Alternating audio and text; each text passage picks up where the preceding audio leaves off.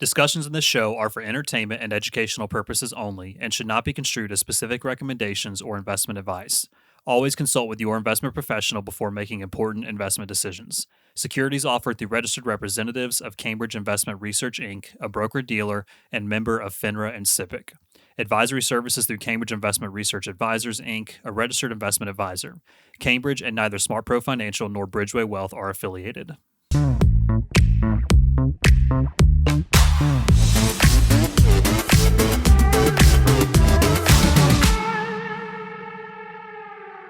Hey, everybody. Welcome back to the Working Wealth Podcast. Super excited to have you with us for part number 2 with my good friend and business coach, Ren Flickenger. If you missed part 1, or if you just intentionally chose not to listen to it, what's wrong with you? Go back right now. Stop listening to this. Listen to part 1. We're going to set up a great content for our conversation today, where we're actually going to dive deeper into the core fundamentals and principles of business, how to build the right things to ultimately run your business well. And if you're not a business owner, also, let me just encourage you, these principles apply in every walk of life. Like whether you're an employee working for someone else, blue collar, white collar, it really doesn't matter. These are the principles where you can take something away from this conversation and learn, if you choose to, and apply it to your life to be a better employee, improve your success personally, all those kind of things. So, Ren, welcome back. Yeah. Super excited to have you here. I know I can speak from my experience of what we've been able to see benefit in our business over the past couple months working together, just seeing what you've been able to do for other people. You know, I could talk for hours about that, but I want people to hear the value from you directly of what you do help people see and how you help them. We already talked a little bit about finding the right coach and those kind of things, but the actual nitty gritty, right? The nuts and bolts, right? Like getting into what actually makes a business run well and allows people to succeed in their life by doing that. So can we just jump in? Yeah, right totally.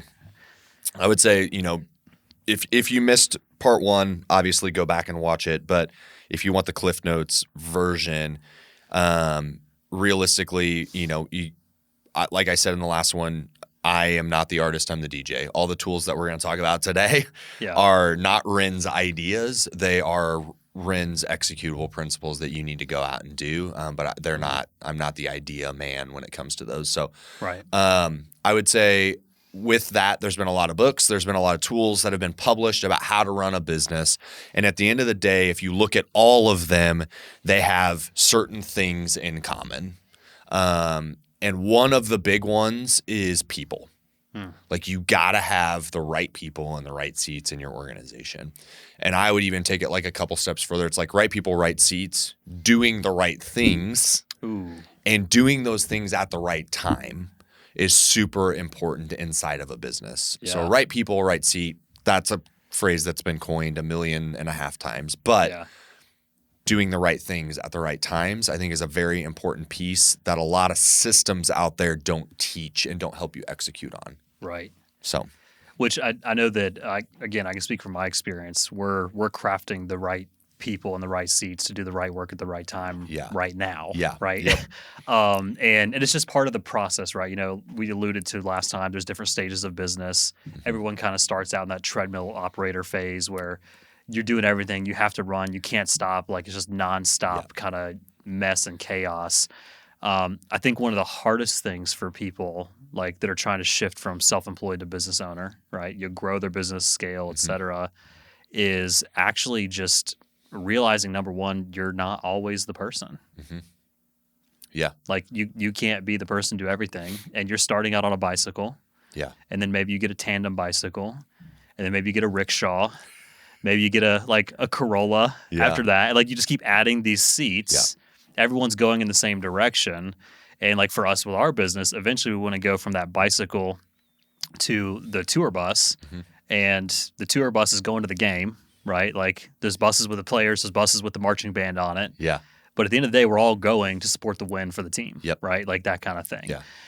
So I'm curious, when you're looking for the right people, maybe 2 components of that is, how do you, number one, get out of your own way to realize you're not the end all be all? And then number 2, what are the qualities of the right person? Yeah. Well, I would say the first part of that question is you're going to know. Like, it's like when you go to work and most owner operators or visionaries of businesses or CEOs or whatever your title is, like title doesn't really matter. It's like what you do. If you're the guy or the gal, at the end of the day, you're going to feel like everything lands on you. And you're the one that has to pull all the levers with marketing. You got to pull all the levers with sales. You got to pull all the levers with production and finance and all of that. And if we're being honest, guys, like nobody is a master of all. You know, so it's like we always joke like we would never hire a digital design person to run the finance seat of a business, and we would never hire an accountant to go do all of our marketing and digital design. Like there are certain things that you're good at that you need to be good at and you need to spend your time in, and then there's things that you need other people to do at a high level, because what's holding you back is your inability to delegate those things to other people.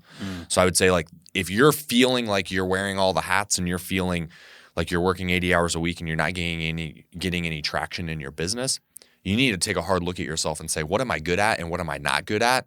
And who do I need to go find to be good at these things? Right. The next step is, before you even go find the people, is you need to clearly define what you're asking of that person.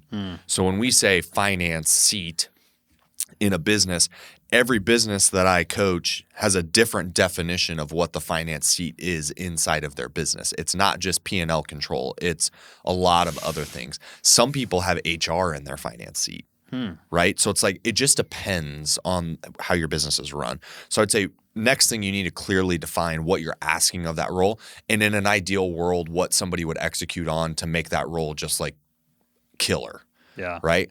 Then you can start talking about who's the person I'm going to go find to fill that seat. And then when I look at people, I always use Ideal Team Player. It's a book that was written. Patrick Lencioni wrote it.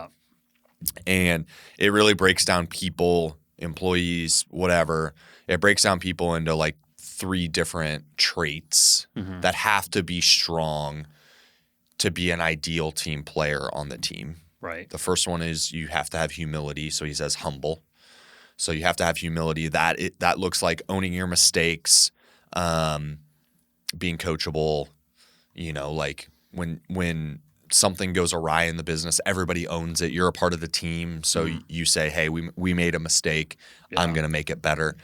The second one is you have to be hungry, which is like you have to have a drive to want to do it at a high level. You have to be like, I always equate salespeople. Some of the best salespeople are hungry to a fault. Like they will literally bulldoze everybody just to get the sale in the road, just to get, it's like win at all costs. Yeah. And I think there's a balance there. But at the end of the day, like there has to be a hunger and a drive to be really good at what you want to do, right?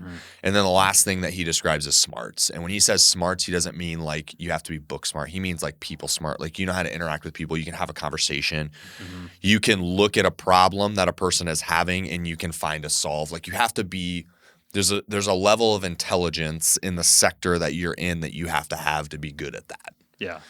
So humble, hungry, smart, that's usually what we look at with people. And then there's, we can talk about this if you want, but there's variations of those things. Not everybody is perfect at all of those things. So yeah, maybe that's actually another good follow-up episode just talking about the people side. Yeah. I think as you were talking about that, I realized we could probably do a couple episodes on those things because it's so critical, right? It's like, and I'll admit, I'll put my humility hat on and say that, I struggled for the longest time with our business of thinking like I had to do everything because my expectation and the standard I was trying to put out was so high that how would I ever find the right people?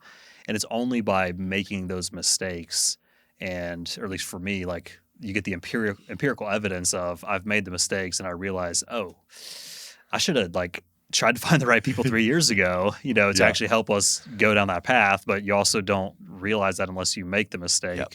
One of those hard things. But let's go back like strategically to the first thing you mentioned, which is like defining the roles, because we actually just hired 2 new people on our team. Yep. I have a new client support specialist and then also have someone coming on as a service advisor. And when I was thinking about how we're going to grow our team beginning of this year, I actually laid out like 6 different distinct roles in our accountability chart, which, it's lead advisor, lead planner, support advisor, support specialist for paperwork, support specialist for like client interactions, marketing, and then operations, right? And when I was thinking about hiring these next people, obviously we're not going to jump from tandem bike to 9-person van. We got to go from tandem to rickshaw to smart car to so on, right? And what that means is like people are going to be wearing multiple hats. There's still 6 distinct roles we're going to get to, but people are going to have to wear those multiple hats. And I want your feedback on this is like I went back and actually decided, okay, for these 2 roles, in addition to myself, what are the specific hats that people need to wear for a period of time, and breaking up across 4 different categories, like what are the key deliverables they need? So like I pulled this from Craig Rochelle's recent book and podcast where he talks about mission critical stuff like tier 1. You have very important strategic tier 2. You have like nice to haves, but not very like strategic. And then you have the things that are just other people requesting it of you. You really don't need to pay attention to it, right? Like how would you break that up for people as they're trying to define those roles? Well, first of all, I would say like this is the work that we do. This is the work that Ren does. There you go. Exactly what you're getting. So you're getting freebie here. So call Ren. This is our wheelhouse. This is what I do every day. So I would say just to break it up into something really simple and digestible for every business owner is every business has 3 main functions. The first one is you got to get work. There has to be some sort of funnel fill to get people to come buy from you. Right. The second thing is you got to do work. Right? So it's like there's some sort of production that has to happen. And the last thing is you got to get paid. So get work, do work, get paid. Those are your 3 functions that have to be in every single business, regardless of circumstance. When you started, you were the get work, do work, and get paid function of it, right? Now you're starting to realize like I'm really good at the get work piece. I'm not so great at the do work piece, and I'm not so great at the get paid piece, which is the finance seat, right? Or some version of that. So if I want to focus in this seat more, I have to hire people that can handle these seats. Now, what am I calling the do work piece? Well, that's production or whatever you want to call it in your business. Okay, well, if that's production, what does that person have to be able to do at a high level to take that off of my plate? The things that I'm not good at that have to happen in this business, what are those things? There's usually like 5 to 7 core functions of that function. You define those out. And then you go to the next one. So it's like the get paid piece. So it's like, what are the core functions of us getting paid? Well, it's like we have to manage AR and we have to make sure that payments go through and we got to manage our P&L. And it's like we start to line those things out and say, well, this person's responsible for these. And what I always tell people is like there's got to be a back to pat and a throat to choke. So like at the end of the day, if that function is operating at prime capacity, that's the back to pat, and that person owns all of those things. If that function is failing or if that function is behind, that's the throat to choke. And that's the person that's going to feel it, right? So get work, do work, get paid. That's what I would look at from a business owner standpoint to start. And then you can fill the titles in, like I don't care what you call the get work piece, if it's marketing and sales, if it's, the head cheese, like you can call it whatever you want to call it, right? But at the end of the day, like it's the get work piece. I love the simplicity of that. Yeah. It's just those 3 things. Yep. You got to get it. You got to do it. You got to get paid. Yep. Like that is commerce. That's business. That's every kind of commerce. 100%. Now the difference of like government work is like, well, we won't go there. There's caveats. Yeah, but we'll ultimately, every business owner that I'm speaking to, those 3 functions have to exist. I love getting Josh's reaction over there. I know. I saw him laughing. I said the head cheese. Yeah. I love it. No, it's awesome. Thank you, Josh. You're making me feel good. Yeah, we might have a cutaway to Josh. We need like a picture. Actually, Josh, could you just give us your opinion on this? Like, how are you feeling about this so far? I love it. It's actually very fascinating. Like, I like how you're able to boil that down to something that really does apply to pretty much every business. And then I love that Patrick's able to just be like, oh, but the government though. That's why we have Doge. All right. Leave that in, please. So that's super, super critical, right? Is like, so the people piece is so important, but that's not the only core function, right? So like, tell us about the other pieces you have to have in play. And then we'll go in each of those. So I would say this is in a linear fashion. Like one has to lead into the other. So just think about like a big circle. People is at the top. Nothing else matters if you don't have the right people in the right seats doing the right things at the right times. Okay. And we can have a conversation about that all day. The next thing is purpose. So you have to take those good people that you got and you just gave them a job description of what they have to do at a high level, but they're still just people and they have tasks. But at the end of the day, they're not connected to something greater in the organization. And that's the purpose. Why do we exist? Why did I create this? And why is it so important that I communicate that to my team? Now, I'm going to put a little vulnerability on your podcast for a second, but I am a giant Nebraska Cornhusker fan. Okay. I grew up a Husker fan, and I can tell you the moment that I became a Husker fan, and I can tell you that moment was when I heard the before game prayer from the team. It's the same prayer. It's been the same prayer since Osborne was there. They say the same thing every single time. But when I heard it, and I'm getting goosebumps as I sit here because I'm thinking about it, that was their purpose within their organization of a football team. I was so deeply connected to what they were saying and how it riled the team up that I want to wear Nebraska gear, even though I live in South Carolina. Yeah. I wear their gear all the time. I talk about Nebraska football all the time. I have no shame. That's because I'm so connected to the purpose of that organization that nothing could take me away. But your business has to operate that way. Your people have to be so connected to what you're doing and why you're doing it that they have to want to wear your t-shirt in the grocery store, wear your hat, wear your brand, talk about what you do, and be proud of who they work for. Because at the end of the day, if they're not connected to a sense of purpose, they're just people and they're going to leave you, and you're going to have this continual revolving door, you know? And then under purpose also comes like your market strategy, your branding strategy, your ideal client, your demographic, your psychographic, like all of that stuff falls under purpose of an organization. But ultimately, when I talk about purpose, we help you with all of those things. But really, it's like we have to connect them to a deep sense of purpose, and everybody in the organization has to know what that is. Yeah, and I feel like again we'll pull a Legacy Dex back in because I remember Chris and Amy when I first met them years ago.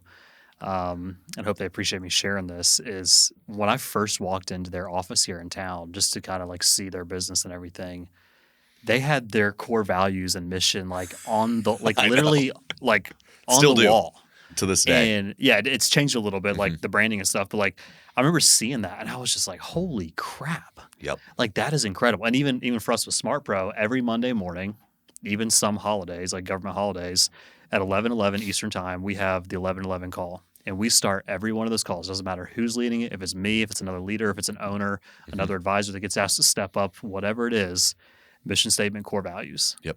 Mission statement, core values. Yep. And I think like so this is connecting it back to just the employee that's listening to this. It's not a business owner. Yeah. You have to be connected with the ultimate purpose of where your employer's going to be the most effective employee. And I find that in a lot of corporate settings, like even the corporate settings I was in before I went out on my own as a business owner, was I couldn't connect. Yeah. Like it was just about the next sale. It was just about like I remember one engineering project I was on when I first got out of school was we were halfway through this project of redeveloping a product that the company offered at the time, and a competitor came out with something that was better than what we were already going to be able to do. And some of our core mandates were you have to make it better and you have to beat the competitor and it has to be cheaper than what we currently produce it for. It's like that's a no-win situation. Like there's no winning there. And by the way, the competitor just accomplished that. And it's a lower starting price point. But the mandate was still, you have to do the impossible, and we're not going to give you the resources to do it. We're going to get to that. Okay. We're going to get there. Go for it. I want to put a pin in it because it, what's happening is they're skipping the wheel that we're describing. Okay. They're skipping two important steps in that wheel. One of those is purpose. They're not connecting their employees to purpose. But what they're trying to do is they're trying to skip two steps and produce a specific result. And we're going to get to it. It's in the wheel. Okay. But ultimately, purpose has to be there. And Ramsey Smart Pro has a purpose, a mission, and a values, right? But ultimately, Patrick Rogers and your team has a different purpose, mission, and values. Now, it might feed into what they're doing, but like your purpose as an organization is going to be different than the larger umbrella is purpose. It might feed into it. Yeah. But and it definitely does. But to that point is 3 years ago, we came up with our own mission statement, which is we partner with diligent workers, committed savers, and cheerful givers to balance the joy of living today while building and preserving generational wealth. Yep. Now, we do that under the corporate mission of we create a simple map for your financial journey that encourages you to leave normal behind and guides you to the future you're hoping for. Like 100%. Yep. But that's what drives me. Yeah. Every single day. Yeah, we had right? in the foundation world, our purpose was to redefine the industry because we realized that every single other contractor that was out there sucked. They didn't give bids. They didn't show up on time. They didn't wear branded apparel. They didn't do all of these things. And we're like, we want to be different than that. But like, how do we be different? Well, we're going to make all of those people be better by redefining the industry and showing people what a good contractor experience looks like. Yeah. So they all have to step up or step out. So it was like our purpose was to redefine the industry. And it was a very quick, easy thing to say over and over and over again. What's our purpose? Redefine the industry. How do we do that? Well, we challenge the status quo and we do, then our mission came in and then it was like, well, how do we do that? Well, we hire people with these specific values inside of the organization. If you fit into these 4 values and you carry them out every single day, you're an ideal team player for our team. So it's like, it starts to trickle into so many things. I love that because it's, some people might look at that and they'll say, oh, you're just trying to like push other people out of the industry. No, I'm trying to raise the tide for everyone. Because I have an abundance mindset. There's enough clients, there's enough customers for foundation repair. Like there's enough of that around there for everybody. But we're trying to raise the standard across the board. We talked about this last episode. There's over 300,000 licensed financial advisors in our industry. The bar is low. Yeah. Like the bar is unbelievably low right now for actual service, advice, and results for clients. Yep. And if we have that abundance mentality, then we can raise that tide. All ships do raise up, but some ships might sink because they weren't ready for the tide to come. Yeah. And a wave got them, but maybe they shouldn't be on that part of the ocean. I would actually say that's okay. We're improving it for everybody. Just a paradigm shift for all of the business owners that are out there. You should not want to drive your competitors out of business. No. You know why that is? Because they are free marketing for you. They create awareness about the service that you provide for free. Yeah. I remember a giant private equity company came into our space and we had more leads than we had ever had and we were spending less on marketing than we had ever done. We're like, why is this happening? Well, they came in and spent a ton of money on marketing. They put a giant billboard up right by our office, which was the biggest mistake that they could have ever done. They did it to be malicious. Yeah. But what they actually did was people would drive by and they would say, foundation cracked, call this company. Then they would drive by our building and see that we were the same company with a nice, awesome building with trucks going in and out of it all the time. And they called both of us. And then it became who could provide the better service. Right. And we knew we were going to kill everybody at that. So it was like, you shouldn't look at people coming into you shouldn't look at driving people out of your space. What you should do is you should make those people better inside of the industry purposely because it's free marketing, free branding, free awareness about your service and product. You just have to provide a better service than them. And if you don't, that's on you. Right. So no, I love that. So purpose. Yeah. So people was the beginning. We find good people, we put them in the right seats, doing the right things at the right time, and we connect them to a sense of purpose. We're all aware of our marketing strategy. We're all aware of our branding. We're all aware of where the boat is going. Yeah. There's no deviation from that. If we do those things really well, we get to the third thing on the wheel, which is process. Which process at the end of the day is you have to document things that are vital to your business about how we do certain things. So the people that you brought in, that you connected to a sense of purpose, know what to do and how to do it. Because at the end of the day, if I came into your industry tomorrow and you didn't tell me, hey, here's 20% documented, a couple videos and things like that, that's going to get you 80% of the way, I would be a useless person in your organization and I would not be connected to your purpose because you didn't tell me how to do this. Right. So like so many businesses get stuck right there. They're very underdocumented. They bring people in and they're just like, well, figure it out. Go sell some stuff. And it's like, well, what do I sell? How do I do it? How do I design it? What do I do here? We have to document those things. And that's an easy thing to do, but it's a very time-consuming thing. So a lot of people cut the corner. They don't do it on purpose because it takes time to do it. Yeah. The great thing is if you're onboarding somebody, teach them how to do it and document it while you're teaching them, and you just killed two birds with one stone. Right. Right? So yeah, the classic like on your business, in your business situation is Yeah. what that is. Yeah. Yeah. So you gotta give them a process by which they operate. Mm-hmm. And sometimes it's just a process about how the business operates and it's not customer facing. Mm-hmm. Right? So that's the next thing in the wheel. That's a really easy thing, but most people fail at it. Gotcha. And then that brings us to the last thing, which is where we're going to take the pin out of what you said before, which is performance. Okay. So we have people, right seats, right people, doing the right things at the right times. We connected them to a sense of purpose, and we gave them a very specific process about how to execute at an elite level on their job. Not documenting everything, just 20% that gets you most of the way there. Okay. The other 20% is them using their thought process, their intuition to make decisions that are actually going to grow the business in the end. So then we connect them to performance, and we have to be, and I can't say this directly enough, you have to maniacally obsess over the results that these people are producing for you to the point where performance is key inside of the business. If we're doing those other things really well, people, purpose, process, if those things are done really well, it should create a high performance and high elite result. But the problem that the corporate organization makes is they try to skip the purpose. They try to skip the process, and they try to bring people in to just perform a result. Yeah. And they manage by the result. And that works for some industries where you have enough money to go out and hire and fire people and have high turnover and all of that. Right. It does not work for 90% of the business owners that I operate with because they are not big enough to be able to be a people revolving door. So, performance. Yeah, and so then by default, right? Like all those, we'll call them spokes of a wheel, right? It's like people, purpose, or people, purpose, process, performance. All that fuels the inner, like the spoke or the hub of the wheel, which is ultimately the purpose of business, or part of the purpose of business, which is profit. Exactly. Right. And then if you do all those things well, like as you're talking about this, I'm visualizing a snowball, right? So let's say I have like 4 ice crystals at the top of a hill. Those are the 4 things.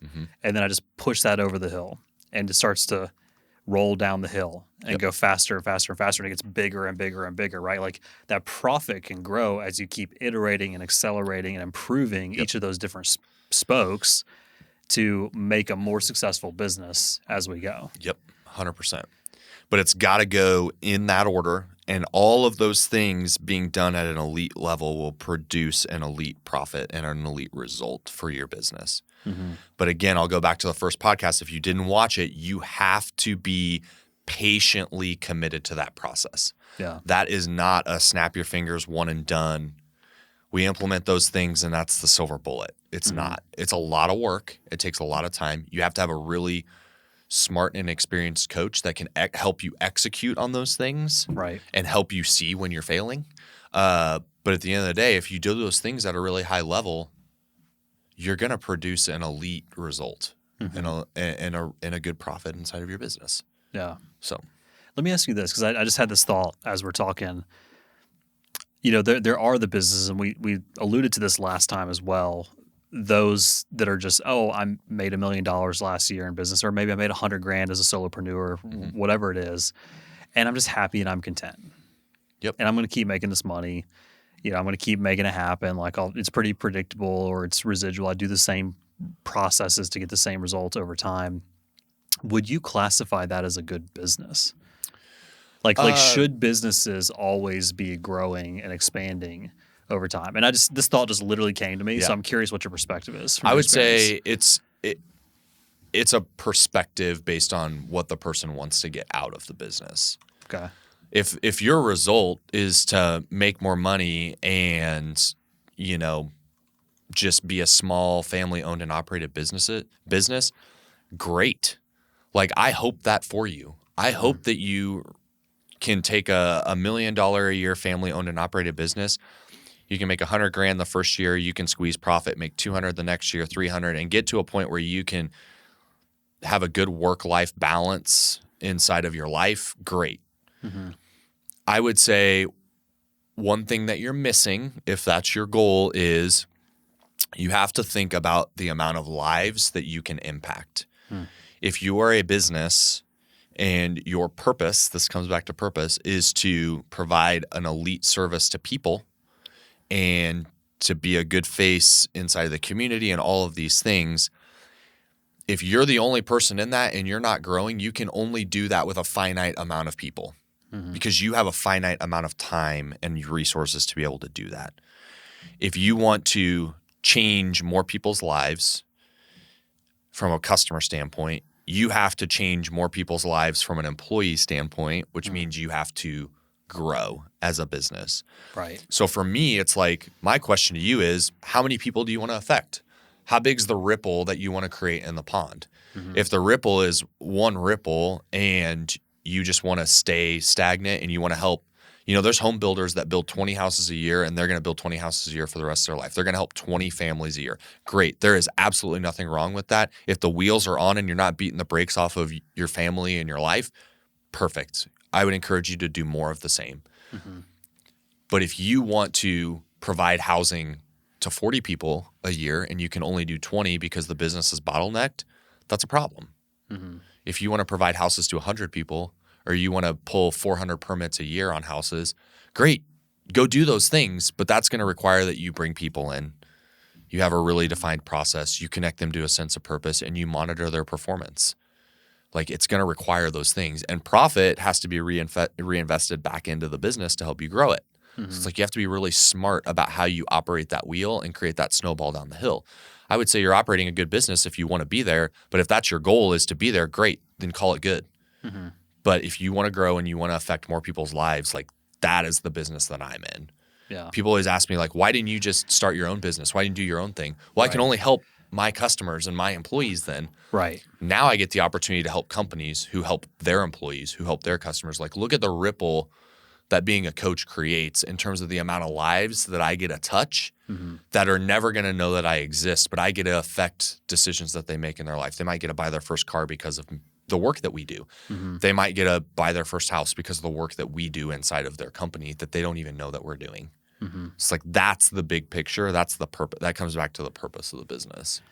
Yeah. So the two words that stand out, and I can't remember who we've talked about this with in the past episodes, but two things that always go back to me or go back to my mind is like impact and influence. Like where does the impact stop? Where does the influence stop? Yep.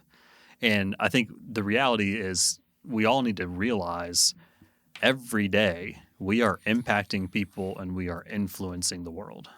Yep. So this is going to be a really I'm just thinking about the weight of that right there, right? Yeah. So every day we are impacting people, we are influencing the world. And the actions we choose to take or the actions that we take without active choice, regardless, drives some kind of end result. And that's like for me in business, it's the same thing. It's, I can only personally work with so many clients. I want to keep helping more clients. So if I want to do that successfully, I have to grow the business. I have to scale. I have to learn how to delegate, push myself, become a better leader, take on different hats, maybe pull some hats off my plate. Trust that other people, the right people in the right place at the right times, doing the right things for the right purpose, can run the right process to generate the right performance, to grow the profit, to reinvest in more people, et cetera, et cetera, et cetera. Right? Like that has to be a real active thought for a business owner. And that's part of why I'm asking the question. You could totally make your consistent income and be just fine. But then I would also ask the follow-up question. Let's say you do that for 30 years. At one point in time, you will exit your business. Death, disability, divorce, exit, like whatever it is, like you will leave your business. And then what's the impact there? Is it just a name that dies on the state's Department of Revenue records? Totally. Or is it something that you can transfer on and grow? The continuity of like, a lot of business owners that I work with, they say, oh, my kids are going to take it over. Well, your kids hate your business because you focused on the business and didn't give them any time when they were growing up. So that's probably not a good plan for you, right? Like those kind of things. I don't know. I'm just kind of like word vomiting here, but I'm just thinking about this concept more and more. Yeah, a lot of people don't think deeply about impact. Yeah. And what you're actually trying to achieve. And like, I think some of that's vulnerability. Like there's just a lot of, I don't want to put business owners into a bucket, but generally speaking with business owners, there's some ego that's involved. And there's not a lot of vulnerability to look internally and say, what am I really trying to do here? And what speaks to my heart? And how do I communicate that to people? It's more, I have all of these ideas and I'm going to go implement them and I'm going to find the people and all of that stuff. But it's like, at the end of the day, you have to be connected to a deeper sense of purpose and intentionality inside of your business to actually like go out and make an impact with people. And if that's what you're trying to do, great. Like I can help you with those things. If that's not what you're trying to do and you're just looking to ride it out to the end, okay, great. Like maybe a little bit of a perspective switch. What about the employees that you have in your business? You're literally changing their life. Maybe like mentor one of them so they can go out and grow something when you exit and the business dies with you. Maybe create some employees that can go create another home building company that can go help a bunch of people and they want to scale it. They have the time and the energy and the resources to go do it. Right. Maybe mentor somebody. I mean, I look at like, I'm a car guy. Engine builders are dying. Oh, yeah. Right?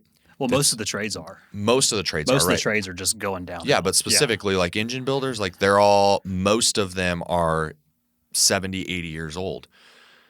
There's this new wave of people my age that are getting into machine shop stuff, and they're literally changing the game when it comes to creating horsepower and engines. It's super exciting for me because those people mentored 5 or 6 people. Those 5 or 6 people went out and created a new wave, and they're inspiring another generation to do this. And now the business of engine building is growing and getting stronger. And it's like, because those 70 and 80-year-old people chose to take on a handful of people and teach them the craft, even though their business wasn't growing, they created something that was way bigger than they could have ever created on their own. Yeah. And it's like, that's what you should think about in your business is, am I growing it organically or am I growing it in terms of people and impact? Great. I can do both if I'm just intentional about it. And all that goes back to perspective. Totally. Yep. And I would even say, like we talk about this a lot in Smart Pro, is, you know, the me mentality or the we mentality. Are you just focused on the benefit for yourself, which is very easy to do in business, the ego side, right? Like, Totally. oh, I'm just going to try to make as much money as possible, right? Which I think for the wrong person fuels them to just focus on sales and not necessarily service and like the experience. Just there is no experience, or it's a terrible experience in the relationship. Or there's the we side, which is like, how can I push my competitors to be better? You know, I was driving over here to record this morning and I saw 2 different pest control vehicles on the interstate. One of them, I won't name the name, like I pulled up like on the interstate, I'm passing this guy and the truck looks just disgusting. Like it looks like it needs to be treated by their own service. Well, the truck, like the logo's clearly been on there for 5 or 10 years. Nobody ever thought to, you know, have someone scrape it off and put it back on. It's got broken headlights, broken taillights. You know, even like looking in the window, like the windows are kind of foggy and smeared, like it hasn't been washed in 3 years. The guy's not wearing like a company shirt. Like you can tell through the window. The impression and the perspective is not good. Right. If he pulls up at my house, no offense, or maybe some, like, I don't want you to come in my home with my 2-year-old and my wife, and I just, nothing personal, just like the presentation's not good, you know? And then I passed this other pest control truck, basically the same truck, like same exact brand and model, a couple years newer, fresh logos. Looks like it's been washed probably once a month or twice a month for the past 3 or 4 years. The guy's in a nice, clean uniform, like all that kind of stuff. Like I can tell right there, whoever is running that company cares about that impression. They care about the impact they're going to have on people. They care about the influence they have in the industry to try to raise that bar and actually provide a superior service, superior experience. Well, and here's the scary thing is, those guys sitting in the truck that you had a bad impression of, they might be the right people in the right seats, doing the right things at the right times, but we're just wasting that opportunity because we don't have a process for them. We don't tell them and hold them accountable to wearing a company shirt. We don't tell them to wash their trucks.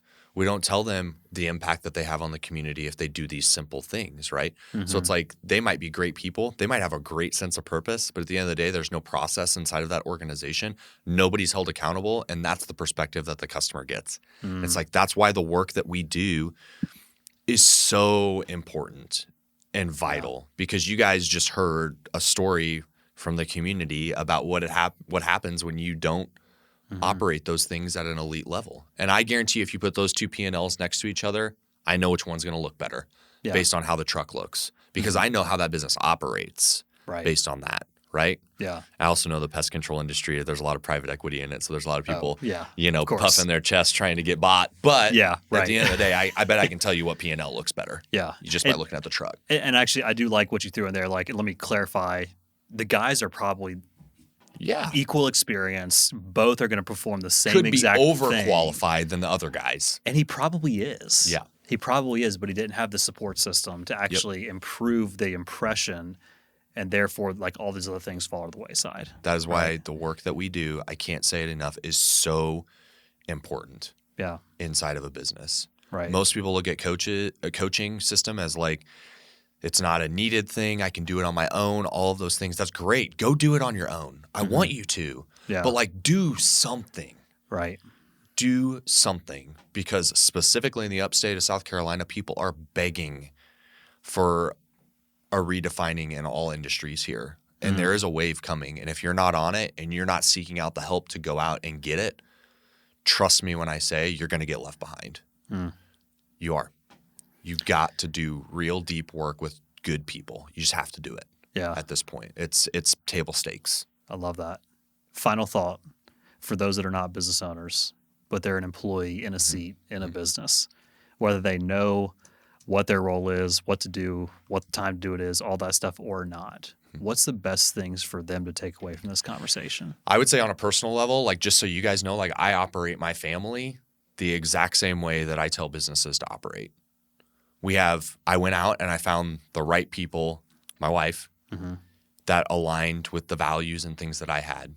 We, as a team, built a purpose for our little company, our little team, right?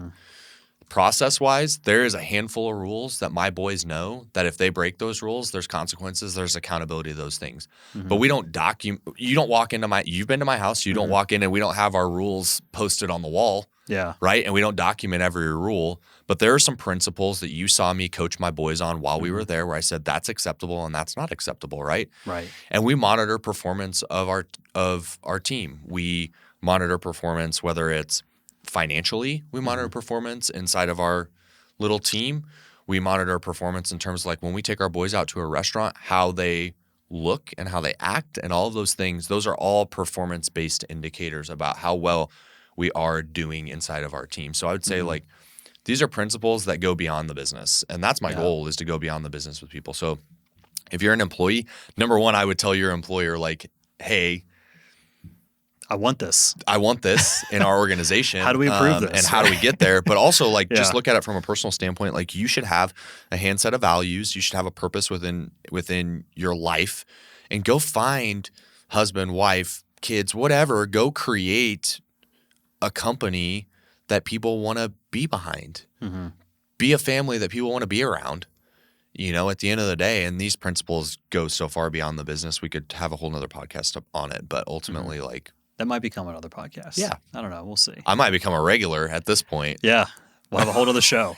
So, no, I really appreciate that, honestly. Yeah. And just your insight, your experience, the friendship we have, relationship, business-wise, all of that. Like, I know just from my experience knowing you for only, 10 months? Yeah. Like, oh my God, like time flies, right? But I know that, like, you are an expert. You have the craft, you have the skill, and anybody who needs this kind of coaching support for their business, I would highly recommend Ren. We'll put your contact information in the show notes like we do for everything. But no, thank you for being here. We'll definitely have you back to talk more about this and other things as we go and as we grow. But for everyone who's been tuning in, thank you so much for joining us, for being a listener of the show. Would love your feedback. Like, share, review. Let us know what you like. Let us know what you don't like.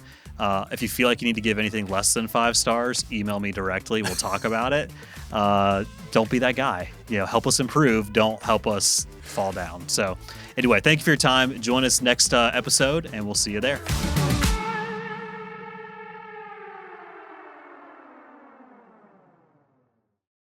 Discussions in this show are for entertainment and educational purposes only and should not be construed as specific recommendations or investment advice. Always consult with your investment professional before making important investment decisions. Securities offered through registered representatives of Cambridge Investment Research, Inc., a broker-dealer and member of FINRA and SIPC. Advisory services through Cambridge Investment Research Advisors, Inc., a registered investment advisor. Cambridge and neither SmartPro Financial nor Bridgeway Wealth are affiliated.